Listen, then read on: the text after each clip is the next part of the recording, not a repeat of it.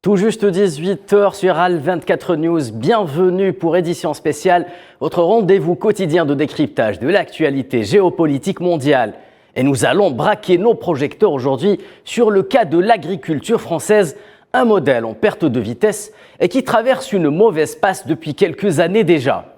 Et alors que le débat sur la sécurité alimentaire est complètement relancé, y compris en Europe, un rapport du Sénat a en effet mis en exergue de nombreuses carences dont souffre ce secteur tant stratégique pour l'économie française. Entre baisse de compétitivité, de productivité et renforcement de l'environnement concurrentiel au sein de l'Union européenne, la ferme France recule. Et c'est avec nos deux experts du jour que nous allons tenter de savoir pourquoi. Nazim Sini, enseignant en économie à l'université Aix-Marseille 1. Bonsoir, merci d'être avec nous encore une fois. Merci, bonsoir à vous. Et le docteur Atman Mera, vous êtes professeur en agronomie à l'université de Toulouse. Soyez le bienvenu également, monsieur. Je vous remercie de m'inviter. Tout le plaisir est pour nous. Alors, que comporte ce rapport pondu par le Sénat français au sujet du secteur agricole? La réponse dans ce sujet, signée Amin Toutah. La ferme française décroche. Le rendement et la compétitivité du secteur agricole français pointés du doigt dans un rapport du Sénat. Considéré autrefois comme la puissance agricole de l'Europe, force est de constater que la France laisse des plumes au fil des années, sous l'impulsion de la baisse du nombre d'exploitations, conjuguée à une chute de la surface agricole utile en culture et un plafonnement des rendements. Le document met en exergue la baisse de compétitivité des filières agricoles françaises, touchées de plein fouet par les conséquences d'une politique trop axée sur le marché intérieur et la montée en gamme selon les rapporteurs. Un constat ayant déjà fait deux victimes, la filière laitière et la filière avicole. En cause, une faible rentabilité face à la domination du secteur de la grande distribution vis-à-vis de la chaîne de valeur, induisant des prix d'achat jugés trop bas par les producteurs français, dont la plupart n'arrivent plus à se rémunérer. Et alors qu'un poulet sur deux consommé en France est désormais importé, les tomates subissent le même sort. Les importations alimentaires en France explosent. Elles ont doublé depuis 2000. La France est désormais déficitaire avec l'Union européenne en matière alimentaire depuis 2015. Le pays est passé de 2e à 5e exportateur mondial en 20 ans, indique le rapport du Sénat. Conclusion, la France court un risque d'une souveraineté alimentaire et une crise de pouvoir d'achat. Et le Sénat s'inquiète du fait que l'assiette des Français ne soit plus entre les mains de ses producteurs. Voilà donc, sans plus attendre, place au débat désormais. Alors on va commencer avec vous, Nazim Sini. Que se passe-t-il globalement, Nazim Sini, à la ferme France ? Écoutez, il se passe que la ferme France, comme vous l'avez appelée, est en crise depuis maintenant plusieurs années. Elle est aussi source d'inquiétude auprès du gouvernement français et on trouve cette explication, enfin du moins on trouve des explications dans le fait qu'aujourd'hui il y a une crise qui est conjoncturelle, d'abord à court terme puisqu'on a une explosion des coûts des matières premières et une explosion des coûts de l'énergie qui est un des composantes majeures de la charge des agriculteurs, et puis aussi face à une concurrence accrue au sein même de l'Union européenne par des voisins tels que l'Italie ou tels que l'Espagne qui proposent une agriculture plus intensive et plus compétitive en termes de prix. Et il y a aussi les surfaces cultivables qui reculent et puis les revenus des agriculteurs aussi qui reculent aussi d'année en année. Juste pour vous donner une petite statistique, il faut savoir qu'un tiers des agriculteurs français perçoivent environ entre 1000 et 1500 euros par mois, c'est-à-dire l'équivalent d'un SMIC pour à peu près une cinquantaine d'heures de travail par semaine. Et aussi, c'est un secteur d'activité qui peine à recruter, il y a de véritables problèmes dans certaines exploitations agricoles qui ne retrouvent pas de preneurs, puisqu'il y a une transmission générationnelle qui ne s'opère plus. Et il faut savoir aussi qu'il y a une politique qui a été complètement erronée de la part des gouvernements successifs, ce qui est paradoxal parce que vous savez que la France est un des plus grands bénéficiaires de la PAC, de la politique agricole. On va en parler justement. Voilà, tout à fait. Mais c'est important de rappeler que malgré que ce secteur-là est un secteur névralgique en France, puisqu'il pèse à peu près 4% du PIB français, il représente 52% de la surface géographique française, mais à côté de ça, c'est un secteur vraiment qui vit une crise très forte. Et effectivement, comme le souligne le rapport du Sénat, il y a un véritable risque sur la sécurité alimentaire française. Très bien, Monsieur Sini, merci pour cette entrée en matière, si je puis dire. Monsieur Mera, le premier constat des sénateurs ayant rédigé ce rapport, c'est en effet ce manque de compétitivité du secteur agricole français. À quoi est-il dû selon vous ? Ce manque de compétitivité est lié d'abord à des choix politiques, comme l'a souligné M. Sini juste avant, premièrement. Et deuxièmement, c'est aussi lié à une orientation particulière et des contraintes d'application de l'agroécologie, de choix économiques liés à l'exploitation qui entrent en jeu et qui vont gréver carrément le budget des agriculteurs. Très bien. Nazim Sini, le rapport indique que la France est passée de 2e à 5e exportateur mondial en l'espace de 20 ans seulement. Pourquoi d'autres pays en Europe qui sont justement dans le même temps, ou qui ont dans le même temps enregistré des performances dans ce secteur, lorsque l'on sait que tout le monde est plus ou moins soumis au cadre législatif de Bruxelles, comme pour l'utilisation des pesticides par exemple, pourquoi ces pays ont quant à eux enregistré une augmentation de leur volume de production et par ricochet une augmentation de leur compétitivité? Je vais vous dire tout simplement parce que si on prend l'exemple de l'Espagne, par exemple, l'Espagne a fait un choix, elle a fait un choix stratégique et puis un choix de modèle. Elle a un business model agricole qui est tourné vers une agriculture donc basée sur la quantité plutôt que sur la qualité, avec des prix défiant toute concurrence. Et puis il y a eu aussi l'appui de leur pouvoir public. Aujourd'hui, par exemple, en Espagne, le coût du travail et le coût de main-d'œuvre est 2 fois moins cher que par exemple en France. Ce qui fait que forcément, vous allez avoir un avantage compétitif que n'aura pas l'agriculteur français. Et aussi, la France a fait un pari qui ne s'est pas avéré judicieux puisque paradoxalement, elle a voulu développer l'agriculture de manière qualitative avec par exemple le bio, la fameuse agriculture bio qui nécessite 2 fois plus de terres cultivables, qui nécessite aussi 2 fois plus d'efforts de la part des agriculteurs, mais qui n'est pas aussi rémunératrice que ce que prétendaient les pouvoirs publics. Donc aujourd'hui, il faut savoir que avec la mondialisation et la signature aussi, moi je pense que ça a un effet vraiment très impactant, la signature des accords de coopération avec l'accord CETA, par exemple entre l'Union européenne et le Canada, et aussi surtout avec le Mercosur. Vous imaginez Mercosur, Mercosur, exactement, où vous permettez à l'une des plus grandes puissances céréalières et agricoles que représente l'Amérique latine d'entrer sur le territoire européen, sachant que... vous faites référence à des pays comme l'Argentine ou le Mexique. Ou le Brésil aussi. Évidemment, le Brésil est le premier producteur mondial d'orange. Donc vous imaginez que ces pays-là ont un avantage compétitif en termes de coût de main-d'œuvre et aujourd'hui on leur permet de rentrer sur les étals et les marchés français sans oublier la concurrence des pays du Maghreb, puisqu'aujourd'hui on trouve du produit algérien et marocain aussi en France. Et je pense qu'il y a eu de mauvais choix politiques qui ont été opérés. Il n'y a pas eu le soutien qu'aurait dû être amené, appuyé auprès des agriculteurs français. Et il y a une vraie lassitude. Et il ne faut pas oublier aussi que les agriculteurs français sont pris en étau, comme je vous ai dit, entre la hausse de leur coût de production, mais aussi la pression qui leur est imposée par les négociations de la grande distribution. Exactement, on parlait également.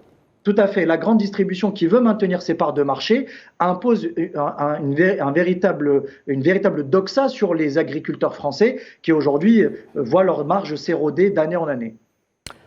Très bien. Docteur Mera, environ 50% de ce qu'il y a dans l'assiette des Français est désormais importé.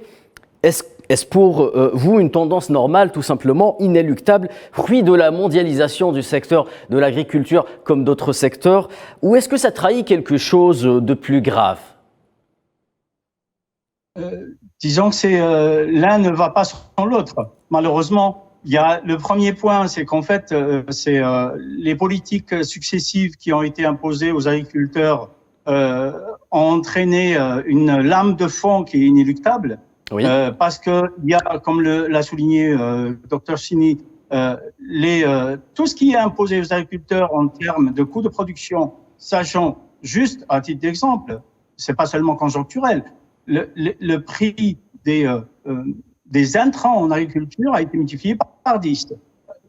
certes, il y a le conflit ukrainien, mais ça, c'est une tendance de fond. Ça, c'est le premier point. Le deuxième point, c'est qu'en fait, ça traduit aussi peut-être, je ne vais pas dire épuisement, mais une orientation qui demande à être revue, restructurée différemment en termes de soutien aux agriculteurs. D'abord, au niveau de la PAC, la politique agricole commune, oui, mais aussi au niveau des soutiens au niveau français, au niveau du plan stratégique national et au niveau des régions. Justement, docteur Mera, ces intrants dont vous parlez, ils proviennent d'où? Est-ce qu'ils sont produits en France pour la plupart ou est-ce qu'ils sont également importés? Une grande partie est produite en France, mais il y a certains produits qu'on ne peut pas produire en France parce que on n'a pas les gisements, oui, pour le faire. Je prends le cas du phosphate, ça provient principalement d'Afrique du Nord et particulièrement du Maroc. Donc ça, c'est l'épuisement aussi des gisements, premièrement, et puis le coût du transport qui devient un peu important avec la crise actuelle. Très bien. Nazim Sini, j'ai envie de vous retourner la même question pour connaître votre avis. Environ la moitié de ce que consomment les Français dans leur assiette est importé. Est-ce pour vous une tendance normale ou est-ce que ça trahit quelque chose de plus grave? Je vais vous dire, il y a un peu des deux. Effectivement, quand vous vivez dans la mondialisation, dans la globalisation des échanges et que vous êtes ouvert à l'international, il faut accepter que des produits pénètrent votre marché et que les consommateurs fassent un choix, d'abord un choix rationnel lié à une question de prix. Vous savez que le pouvoir d'achat en France est une question très importante et même centrale auprès des ménages. Oui. Et quand vous voyez une différence de prix entre le kilo de pommes de terre français ou le kilo de pommes de terre espagnol, à peu près à une qualité équivalente, vous allez vous tourner vers la pomme de terre espagnole. Vous êtes moins sensible à l'origine des produits. En revanche, oui, il y a une inquiétude plus profonde parce que ça pose la question véritablement de la pérennité de la filière. Il y a certaines filières en France qui sont véritablement menacées de disparaître. Donc c'est pour ça que ce rapport du Sénat intervient au bon moment puisqu'il questionne sur l'avenir de l'agriculture et surtout sur la sécurité alimentaire d'un pays qui voit sa démographie exploser d'année en année, puisqu'aujourd'hui en France on est 68 millions d'habitants, il y a un horizon de près de 70 millions d'habitants avant la fin de la décennie, donc ces 70 millions, il faut bien les nourrir. Donc aujourd'hui, la France a un excédent commercial par rapport à sa production agricole, mais ça ne va pas durer. Donc c'est pour ça qu'il est très important pour les politiques et l'exécutif de se saisir de cette question très sérieusement et de mettre en place un plan d'action qui puisse assurer la pérennité et puis surtout l'appui nécessaire aux agriculteurs français. Comment justement, Nazim Sini, les Français prennent-ils ce constat tout simplement de devoir manger des aliments, des produits, une nourriture qu'ils auraient importée? Est-ce qu'ils en sont conscients justement? Est-ce qu'ils arrivent à se projeter ou à extrapoler sur la situation des agriculteurs français qui n'en peuvent plus, comme vous l'aviez dit, de vivre avec l'équivalent ou parfois moins d'un SMIC? Exactement. Non, mais ils y sont très sensibles. Vous savez, après, ça dépend de la catégorie de ménage. Maintenant, les ménages les plus aisés, évidemment, ils peuvent se permettre de consommer local, de consommer bio. Et ils sont très sensibles à la situation des agriculteurs parce que leur situation financière le leur permet. Oui. En revanche, pour les populations les plus paupérisées, celles qui aujourd'hui vivent avec les minima sociaux, qui vivent avec un SMIC, vous avez des foyers où il n'y a qu'un seul revenu, évidemment, le choix est fait plutôt vers le prix. Donc, ils sont totalement insensibles à cette question des origines. Je vous pose cette question parce que l'on a beaucoup entendu parler, permettez-moi de vous couper, Monsieur Sini, l'on a beaucoup, j'apporte cette précision, parler du Made in France dans tous les secteurs, y compris dans l'agriculture. La France en a fait un label. Oui, mais c'est une posture, vous savez, oui. Pour moi, c'est plus une campagne de communication et de marketing plutôt qu'une véritable volonté. Si on veut redonner de la place au Made in France, il faut baisser les cotisations sociales sur les agriculteurs pour leur permettre de retrouver un peu de compétitivité, un peu de marge. Il faut aussi mettre la pression, non pas sur les agriculteurs, mais sur la grande distribution et puis aussi les grandes firmes multinationales de l'agroalimentaire, de la transformation, si on peut en citer que deux, que sont Danone par exemple, et Lactalis, qui sont des géants mondiaux. On va en parler de Lactalis. Voilà, tout à fait, qui impose des règles très strictes et presque qui sont dans des situations quasiment monopolistiques et qui font vraiment la terreur, qui font régner la terreur auprès des agriculteurs qui aujourd'hui n'ont plus d'autre choix que de composer avec ces géants mondiaux. Oui. Donc je pense que l'État français doit absolument reprendre son rôle de régulateur pour permettre justement, in fine, de redonner du souffle aux agriculteurs et de permettre aux produits français d'être un peu plus compétitifs et moins chers sur les étals français. Très bien. Docteur Merat, justement, ces agriculteurs français se plaignent notamment du diktat du haut de gamme, tendance favorisée par le boom des produits bio comme alternative à la compétitivité, cette compétitivité perdue, et permettant justement l'accès à d'autres marchés, car il semblerait que cela produise l'effet contraire. Qu'en pensez-vous ? Absolument d'accord, parce qu'on considère que c'est, comme l'a dit Monsieur Sini, c'est qu'en fait la fraction ou la couche sociale la plus aisée a peut-être accès à ces produits-là. Et puis surtout, c'est destiné à l'exportation principalement, même si on évoque un effet dire consommer français pour essayer de favoriser ou de se mettre en posture un marché local. C'est vraiment un diktat aussi de cette orientation qui bloque les agriculteurs d'abord en termes économiques, puisque il y a une fiscalité très très importante liée à ce le haut de gamme, mais aussi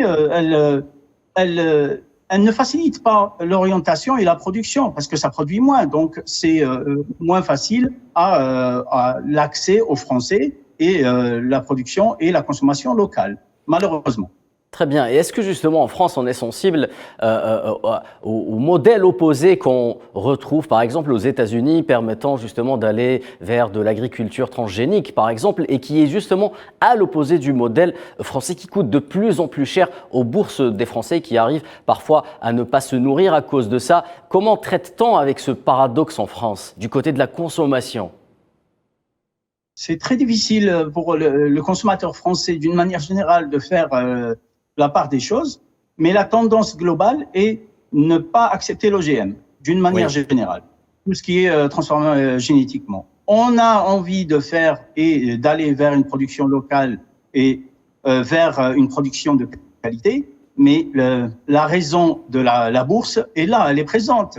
Personne ne peut nier ce fait-là et la crise actuelle, la crise énergétique, la crise géopolitique fait que les Français sont réticents et ont besoin de garder leur argent. Et du coup, ils consomment des produits qui leur reviennent moins chers. Ça, c'est une réalité, il faut l'accepter, il faut l'admettre. Donc, d'une part, on refuse le modèle américain qui est la possibilité de tout utiliser pourvu de produire plus, et on veut quand même une production qui soit un peu plus naturelle, qui soit proche de la réalité de la production biologique, mais c'est très difficile de tenir le cap.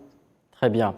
Nazim Sini, donc si l'on tient compte du constat fait par le docteur Merat, pourrait-on dire qu'il y a une corrélation, un rapport de cause à effet entre le pouvoir d'achat des Français et la viabilité du modèle agricole français ? Oui, bien sûr, je partage complètement l'avis de Monsieur Merat. Effectivement, si vous voulez, il y a une dichotomie, c'est-à-dire que le consommateur français, dans la plupart des études d'opinion, souhaite manger mieux, manger sain, souhaite consommer des produits naturels, mais à côté de ça, reste très sensible à la variable du prix.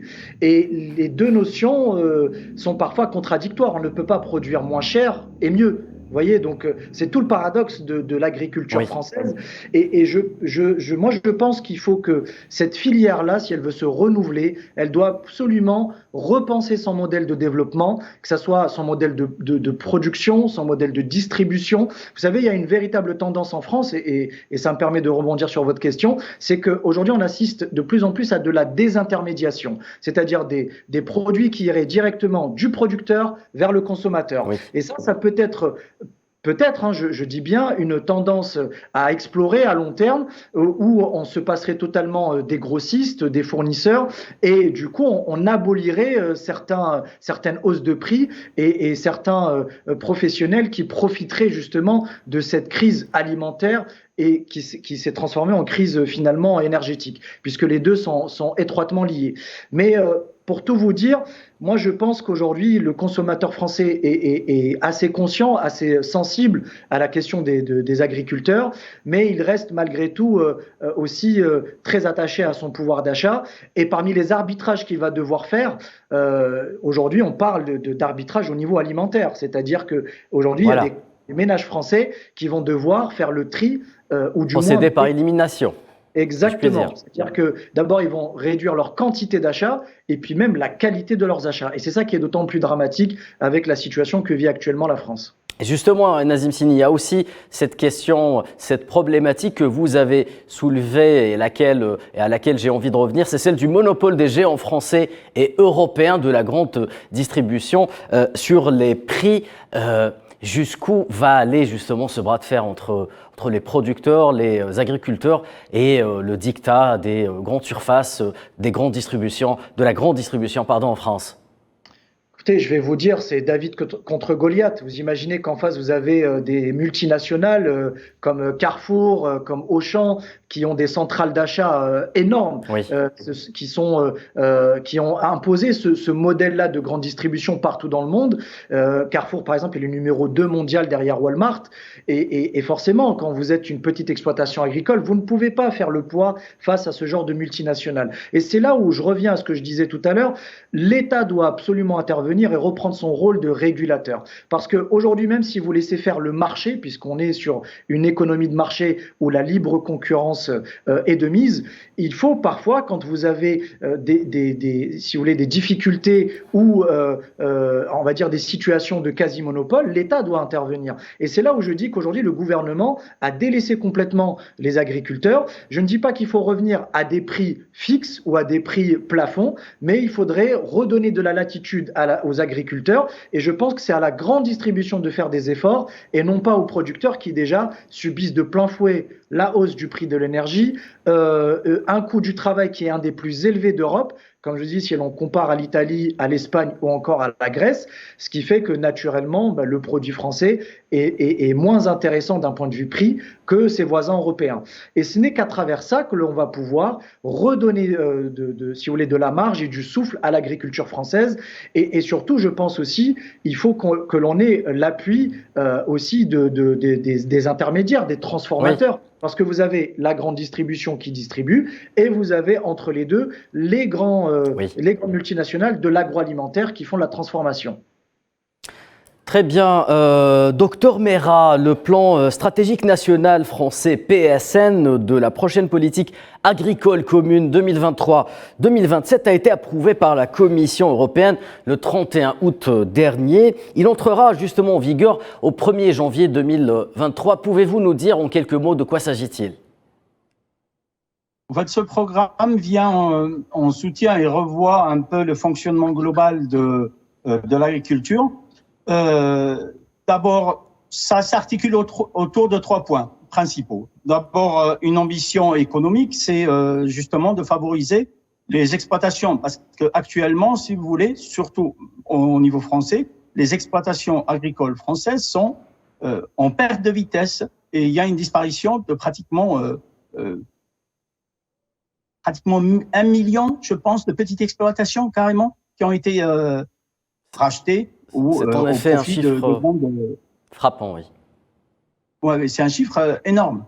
Donc ça, c'est le premier point. Le deuxième point, c'est plutôt d'ordre économique, donc pour favoriser justement une défiscalisation un peu plus marquée et surtout par un soutien très important aux agriculteurs, soit au niveau gouvernemental français, soit au niveau régional, parce que c'est par secteur, en plus des aides européennes.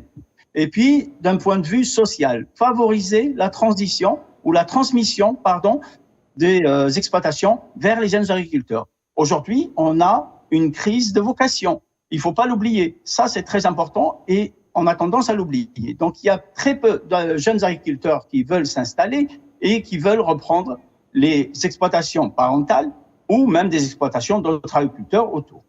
Voilà, donc il y a ces 3 points, social, économique et d'abord et environnemental. Le dernier point, c'est très important, c'est essayer de garder ou d'avoir un impact plus faible sur l'environnement, ne pas polluer, maintenir la biodiversité en limitant les intrants chimiques. Oui.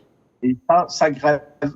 Pour ma part, je pense que ça grève de manière importante les choix de l'agriculture française, malheureusement. Très bien, docteur Meras, c'est un peu plus clair. Nazim Sini, alors parmi justement les filières les plus touchées par la crise, le rapport cite les filières laitières et avicoles. J'aimerais faire appel à votre mémoire et vous emmener quelques années auparavant, lorsque les producteurs, lorsque les agriculteurs français de lait représentés par la fameuse FNSEA, donc la Fédération des syndicats d'exploitants agricoles, étaient partis dans un bras de fer contre le leader justement dont vous parliez tout à l'heure, Lactalis, au sujet des prix. 6 ans et 3 ou 4 gouvernements plus tard, on a l'impression que rien n'a changé. Ah oui, rien n'a changé. Et puis, vous savez, la FNSEA est un très puissant lobby qui a ses entrées à l'Élysée, qui a ses entrées au Parlement et qui veut défendre les intérêts de ses adhérents. Donc aujourd'hui, il y a une véritable bataille, j'allais dire, et un véritable bras de fer avec les producteurs qui, eux, je vous ai dit, sont pris en étau entre des prix toujours de plus en plus négociés et tirés vers le bas, Oui. et aussi des coûts de production qui explosent avec notamment le coût de l'énergie et le coût de la main-d'œuvre. Mais j'allais vous dire, aujourd'hui, il faut vraiment prendre le problème à bras-le-corps et on n'est pas à l'abri d'une explosion sociale et d'un véritable arrêt de production qui mettrait à mal les approvisionnements en grande surface. Et vous savez qu'actuellement, on vit une crise énergétique très forte en Europe, notamment en France. Il y a l'inflation qui a dépassé allègrement les 10%. Et si en plus vous vous retrouvez avec des étals vides, surtout pour des produits de première nécessité comme le lait, comme les fruits ou les légumes, je vous laisse imaginer les risques sociaux qui peuvent apparaître et qui peuvent potentiellement se passer durant ne serait-ce que ce dernier trimestre 2022. Donc c'est pour ça, j'allais vous dire, en fait, à chaque fois qu'il y a des réunions tripartites, à savoir grande distribution, industrielle et producteurs, sous la supervision du gouvernement, il y a toujours eu des déceptions et ils en sont toujours ressortis sans annonce très forte. Mais là, je peux vous dire qu'on est vraiment sur le fil du rasoir, un peu sur une sorte de chemin de crête où tout peut basculer. D'ailleurs, ça ne vous a pas échappé que on a assisté par le passé à des actions coup de poing devant les préfectures où des producteurs de lait déversaient des centaines de litres de lait devant les préfectures ou qu'ils déversaient leur production de fruits et de légumes devant les mairies.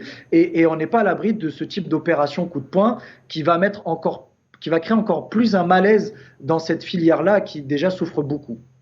Très bien. Docteur Meras, le maître du temps a tranché. Vous allez avoir la dernière question de cette émission. Donc, toujours selon le rapport du Sénat, la France risque une crise de souveraineté alimentaire. Est-ce crédible selon vous ? Absolument, parce que maintenant, on sait que 50% de ce qu'il y a dans les assiettes des Français provient de l'étranger. Et en plus, le panel de ce qu'on importe de l'étranger a changé de camp, puisqu'on importait principalement d'Espagne, d'Italie et de Grèce. Maintenant, on bascule vers les pays de l'ex-bloc de l'Est, principalement la Pologne, mais aussi vers les pays d'Amérique latine. Et ça pose un énorme problème pour l'agriculture française. Donc, il y a un risque très, très important qui est lié à des politiques ou des choix orientés qui donnent un prisme, mais un prisme unique. Au lieu de diversifier les possibilités, on ne veut produire que de la production de haut de gamme, on va dire. Mais pourquoi ne pas laisser les possibilités aux autres agricultures possibles? Docteur Sini, tout à l'heure, a parlé de la production et la commercialisation directe, soit à la ferme ou dans les marchés. Très bien, monsieur Meras. Et cette orientation n'est pas valorisée, très bien, n'est pas utilisée, n'est pas exploitée. Voilà. Merci Monsieur Mera. Merci à vous également Nazim Siné. Édition spéciale touche à sa fin. Merci à vous chers téléspectateurs de nous avoir suivis. Édition spéciale vous revient dès demain. D'ici là, restez fidèles à Al 24 News.